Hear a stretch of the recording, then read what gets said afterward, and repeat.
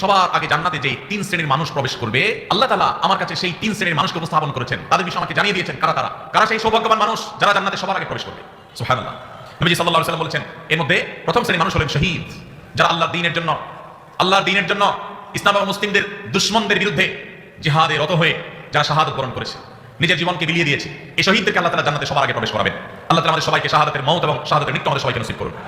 দ্বিতীয়ত নবী সাল্লাল্লাহু আলাইহি ওয়াসাল্লাম বলেছেন, আফিফুন মুতাআফফিফ, যে মানুষ তার চরিত্রকে কোনো প্রকার কালিমা লাগতে দেয় না। ময়লা থেকে যেরকম আমরা আমাদের কাপড় চোপড়, আমাদের আঁচলকে তুলে ধরে বাঁচাবার জন্য আমরা সংগ্রাম করি, সমাজে চতুর্পাশে হারামের হাতছানি, অবৈধ সম্পর্কের জোয়ার চলছে, এইরকম পরিস্থিতিতেও যে মানুষ তার চরিত্রকে বাঁচাবার জন্য সংগ্রাম করে, চেষ্টা করে, পরিশ্রম করে, সাধনা করে জয়ী হয়, নবী সাল্লাল্লাহু আলাইহি ওয়াসাল্লাম বলেছেন, এই চরিত্র সংরক্ষণকারী মানুষটা যে হারাম রিলেশনে জড়াই নাই, আল্লাহ তাআলা জান্নাতে এই লোককে প্রথম প্রবেশ করাবেন।